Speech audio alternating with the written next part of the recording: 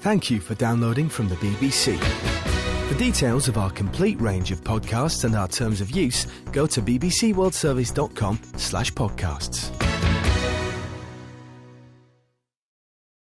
Hello, welcome to the World Book Club, where every month a leading author joins us to answer questions from an audience and sent in by BBC listeners about one of their best-loved books.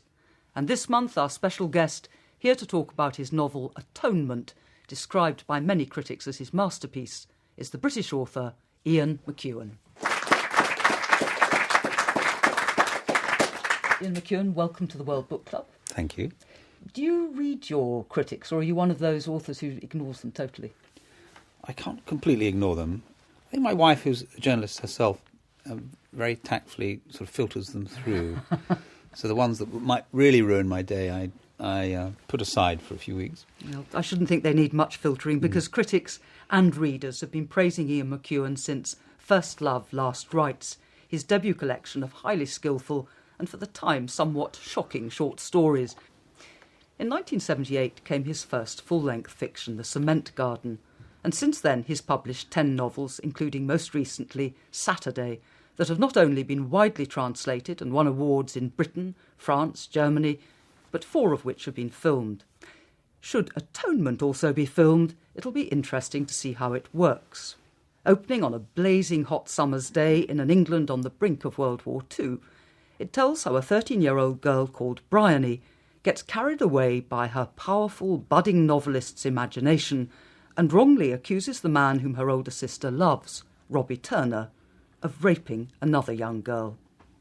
Later, as an adult, Bryony tries to atone for destroying Robbie's life, partly by writing a novel that recreates that summer's day and its aftermath. But Bryony's delusions at the time are understandable. Intellectually precocious, sexually naive, she's surrounded by happenings that she can't hope to decipher, such as when she walks into her parents' library to find Robbie and her sister Cecilia locked together. Though they were immobile, her immediate understanding was that she had interrupted an attack, a hand-to-hand fight. The scene was so entirely a realization of her worst fears that she sensed that her over-anxious imagination had projected the figures onto the packed spines of books. This illusion, or hope of one, was dispelled as her eyes adjusted to the gloom. No one moved. Bryony stared past Robbie's shoulder into the terrified eyes of her sister. He had turned to look back at the intruder, but he did not let Cecilia go. He had pushed his body against hers, pushing her dress right up above her knee, and had trapped her where the shelves met at right angles. His left hand was behind her neck, gripping her hair, and with his right hand he held her forearm, which was raised in protest or self-defence. He looked so huge and wild, and Cecilia, with her bare shoulders and thin arms, so frail, that Bryony had no idea what she could achieve as she started to go towards them. She wanted to shout, but she could not catch her breath, and her tongue was slow and heavy. Robbie moved in such a way that her view of her sister was completely obscured. Then Cecilia was struggling free, and he was letting her go. That scene of Cecilia and Robbie making love is not the only thing that Bryony misunderstands. And our first question concerns what we see inside Bryony's mind as she's trying to make sense of the world around her. It's an email from Tracy Logan, writing from London. Dear Ian McEwan, as I read Atonement, I was struck by your uncanny ability to know what goes on in the mind of a young girl. Bryony seemed to be going through emotions and thought processes that were peculiar to me. To be honest, I didn't even know other girls felt like this. So how do you know? Where are you getting your information from? Well, let's not exaggerate the difference between young girls and young boys, for a start. And since everyone's had a go at being young, naturally childhood, especially that prepubescent time, is a reservoir, a resource for all writers, I think. So I naturally looked back to my own childhood, the time being somewhere between the ages of 11 and 13. I was quite a dreamy boy, almost an only child, not quite. I had a brother and a sister older than me. They'd left home. So I was living the life of an only child. Compulsive daydreamer, very much like Bryony. I didn't quite have her fixed ambitions about writing. But I do remember sort of walking around narrating about myself as in the third person, feeling myself to be a character in a novel that maybe I had written or maybe God had written, but still, that there was a sense that I was objectifying myself. And that habit really lasted well into my teens. The other thing is, I've had children in my life, 2 stepdaughters who were compulsive play putter-oners. So something of Bryony is inherited from them.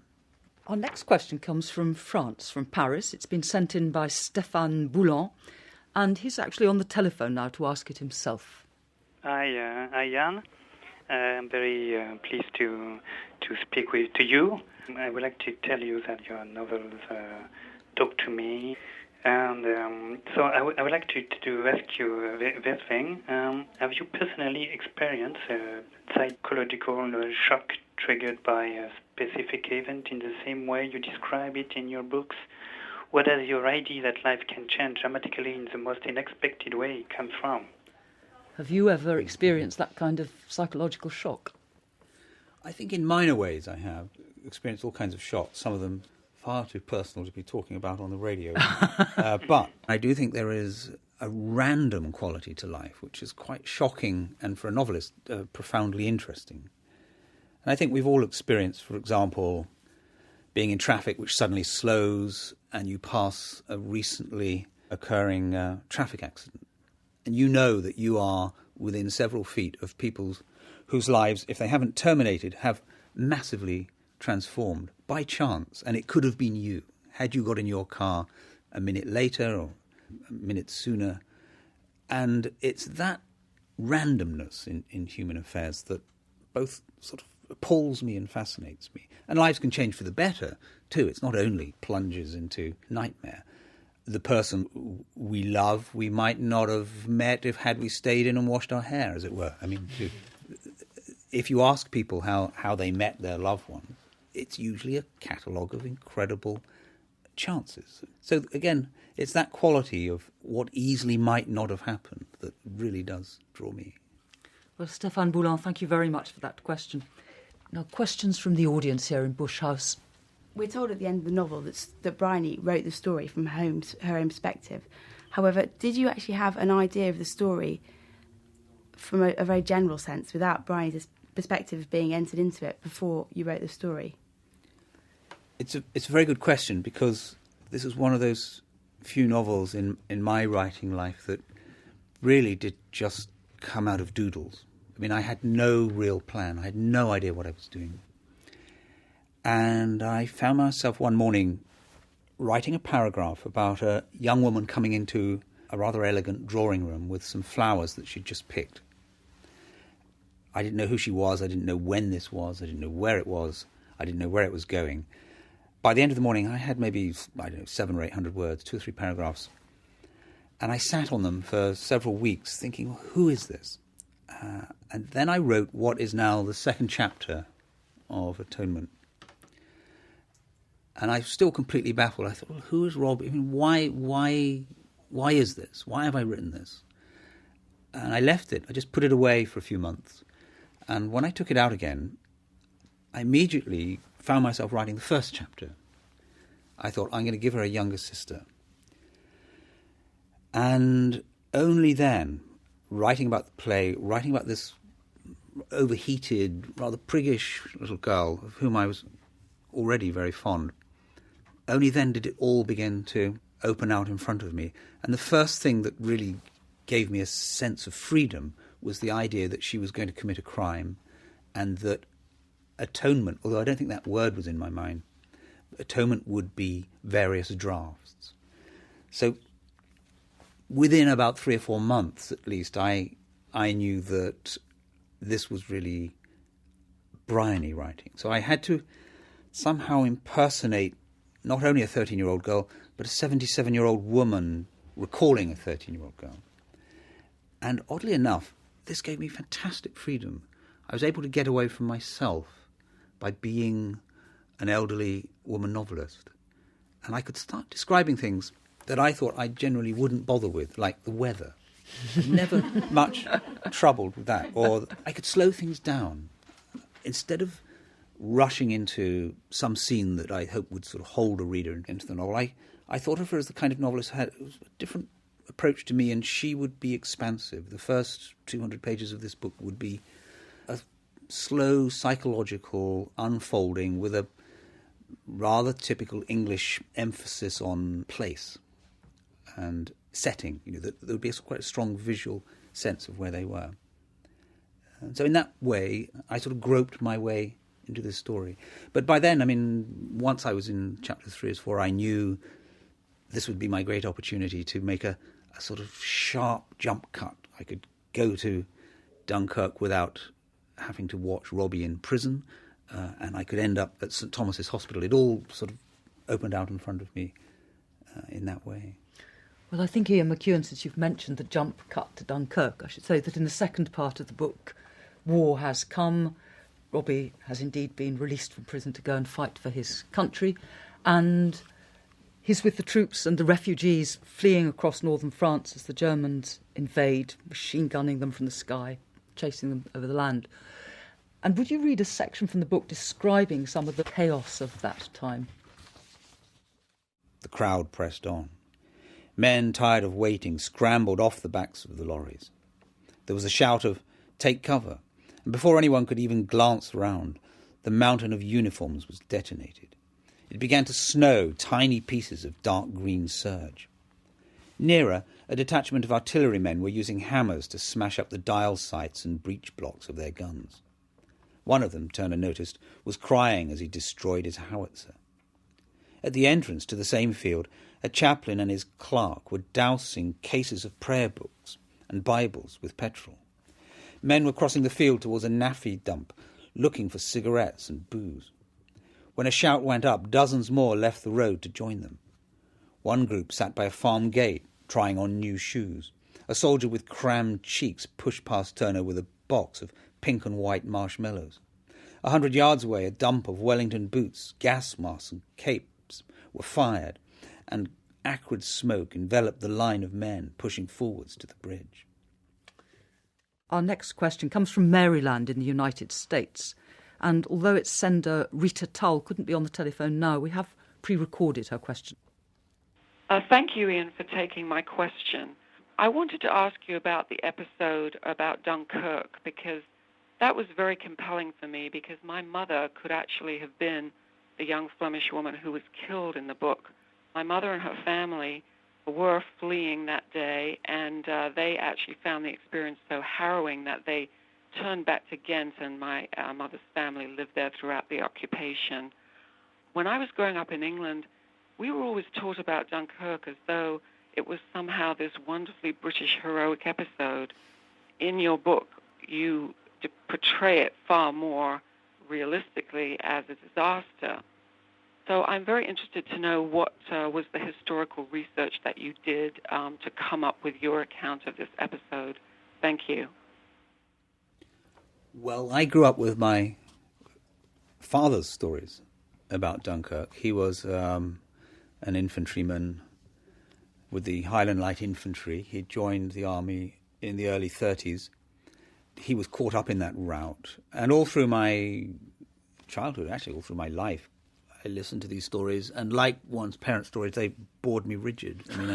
I'd heard them so often, and I'd heard them refined over the years, the way these stories are. And it was only when he had died and was no longer around to tell them that I realised just what an extraordinary few days that was. And towards the end of his life, his mind turned back to those times, probably because they were the most intense of his life.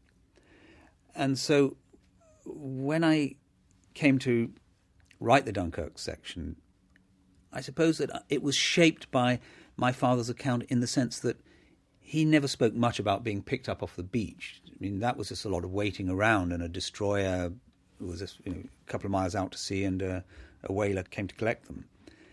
All his stories were about the route, the 3 days that led up to getting onto the beach. And so that's where I directed my research. I did it all in the Imperial War Museum, which is where, of course, I have Bryony end up taking her papers back at the age of 77. it is the most amazing library for anyone in this room who ever needs to research anything about any war. It's in an old madhouse, the old Bedlam, rebuilt as a great 18th century building, now housing the War Museum. But up in the dome of it is a marvellous library where you can read diaries, letters, masses of unpublished material in boxes brought to you by the librarians there. And you're actually holding in your hands letters written from the front or diaries kept, and you can see the pages, the ink running from contact with water or even bloodstains. So you really do feel in touch with the history. And what I was looking for was what I thought of as the emotional truth, little particular details like piles of Bibles being set on fire in case they fell into the hands of the Germans. Well, one knows enough about large bureaucracies to know they make these decisions. Gumboots and Bibles, typewriters, all had to be destroyed. Other details like French military mounted soldiers, a lot of horses still around at that stage of the war, men having to shoot their horses with their revolvers through the brain.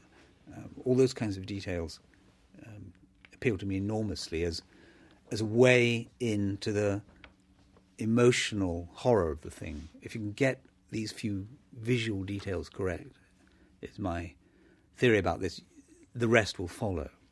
Well, we've got another question picking up on the subject of the war. This is from Joanna Gruszecka from Poland, and she's actually on the telephone now. Yeah, hello. Well, my question is because you presented this horribly bleak picture of those soldiers humiliated because of their retreat. Wasn't it really the reason why you wrote the book, to write about the Second World War? Because that's my impression. Well, it was an opportunity, I suppose, to write something that I felt one day I would write anyway. In fact, for a long time I thought I would try and write a memoir of my father's experiences. In fact, he simply turns up in the book.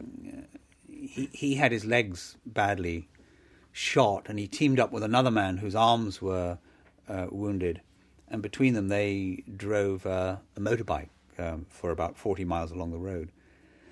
But no, I mean, I have to say, to answer your question head on and literally, there were numerous reasons for writing the book. But certainly, yes, this was finally an opportunity to insert a character into a real historical event, something which I'm always interested in doing. Joanna, does that mean that for you the war section of the book felt like the heart of it? Yeah, actually, definitely. Yeah, I come from Poland, so you may understand why it was so important to me. But it was really the stronger part, actually. Well, it's interesting. I mean, from this point of view, that the Second World War in Great Britain tends to live on as a relatively benign narrative. I mean, we were not occupied. We lost nothing like the number of lives in the Second World War that you did in your country. And Dunkirk has passed into the national narrative, the national mythology, not, I think, erroneously, but still slightly one-sidedly, as an account of something heroic. I mean, and it was heroic. I mean, 250,000 men were lifted off the beaches, and it was an extraordinary thing. But something else is forgotten in the process, which is how they got there and the vast loss of life along the way. I mean, relative. I mean, 60,000 soldiers and civilians died in those few days of bombing of the routes north through France. So yes, I mean, my generation, I was born in 1948, so we very much grew up in the shadow of the war. It was our parents' stories that really did dominate our childhoods. So I'm not alone in this, that many of my contemporaries, almost out of a guilty sense of not having been there to help, or some sort of connection to a past that seems alive to us in ways that we can't really account for. We weren't there, and yet we sort of feel we were, because our childhoods were so shaped by the stories. And it becomes emotionally, I think, quite important for our generation to, pay our dues, pay our respect to our parents who went through this. Joanna Nagruszewska, thanks very much for that question. And we have an email now from Pas Gilani in London, and he's one of several listeners to write in and comment on the visual power of Atonement. This is Pas's question. Did you ever think of Atonement in cinematic terms when you wrote it, as the first part may not lend itself as well to celluloid interpretation as the second part in wartime France? Well, I think of the novel as having 2 or 3 centuries start on cinema as a visual medium. I mean, I think the novel is a visual medium. We're visual creatures. I mean, a vast portion of our brain is dedicated to visual processing. And as I said earlier, from my point of view, any way into a scene that is going to bring alive its emotional quality has to have a strong sense of visual detail. It's not a matter of packing paragraphs with luscious and luxurious description. I much prefer the 1 or 2 details that will stand out, that will stand for the rest. And so it's never been particularly useful for me to think cinematically. I think it's far better to think novelistically. It pleases me when film directors approach me and say that they would like to make a movie of one of my novels. I think of the novel then as a kind of quarry, a resource box into which they'll go and take whatever they want. I mean, I know that they will certainly work something that will be different from the novel I've written. But I don't really think that cinema can do the one thing that really interests me in the novel, which is the flow of thought. Of course, it's a wonderful visual medium too, cinema, but it can't place the reader, the equivalent of the reader, the audience, in that sort of privileged access that you can get with a novel. You cannot get a line of thought. All you get is what people say and do. So there's always a sense of loss too. But yeah, to come back to that question, thinking cinematically means to me very little indeed. Thank you. Question for Ian McEwan from the audience. In the book, Bryony changes the ending because she feels that her readers would like a happy ending. Certainly in Atonement and other books of yours I've read, you rarely give us a happy ending. Is this something you're conscious of? Well, I'm certainly conscious of it because people do ask me about it over the years. It's certainly the case that the end of Atonement is not, in terms of its outcomes, particularly happy. I mean, here's a woman with vascular dementia revealing to us that she has, as it were, lied or fabricated scenes that did not actually happen. And yet at the same time, I feel that one has to get beyond the mere event. I was hoping that the reader, by the end of Atonement, would feel some kind of uplift, even if things have not turned out well. That by the time Bryony says there's no atonement for God or novelists at the end of this book, I feel that one would have made a journey with her that has its own satisfactions. I mean, that's all I can say about it. I mean, she's lived an examined life, to borrow that phrase. She committed a great error. I don't think of it as a crime, but many readers do. She's committed a great error, and she has spent many decades examining it. And finally, to have a moral conscience, to live an examined life, to be as aware in your thoughts as you possibly can with the gift of consciousness you have, is my sense of asserting what it is to be on the side of life. That's about as far as I'd want to take it. Well, we have several variants on this next question, but the one I'm going to read comes from Somik Halder, who writes, do you personally feel that Bryony achieved atonement by finally writing her story? Well, she says there's no atonement for her. She made all the rules, and like God, who, if you believed in God, if he makes all the rules, then there's no supervening authority outside her to forgive her. But she does say that the attempt is all. I mean, how does anyone get forgiven anything? I mean, I suppose that's what I really want to say.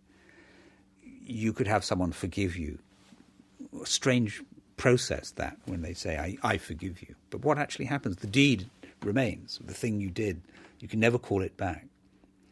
Is the ending positive? It is in this sense that she has made the massive lifelong effort to confront a mistake. Well, that's all the questions we've got time for. Next month, our special guest will be the Zambian-born international bestseller Wilbur Smith, talking about the novel that launched his career, When the Lion Feeds. If you've read When the Lion Feeds, your questions about it should be sent by post to World Book Club, BBC World Service, Bush House, London, or you can email us at worldbookclub@bbc.co.uk. World Book Club, all one word, at bbc.co.uk. Do tell us where you're writing from, and if you'd like to ask Wilbur Smith your question yourself on the telephone, don't forget to give us your number. But for now, thank you to the audience here in the World Book Club studio, thank you to you, the listeners, and thanks especially to this month's guest, Ian McEwan.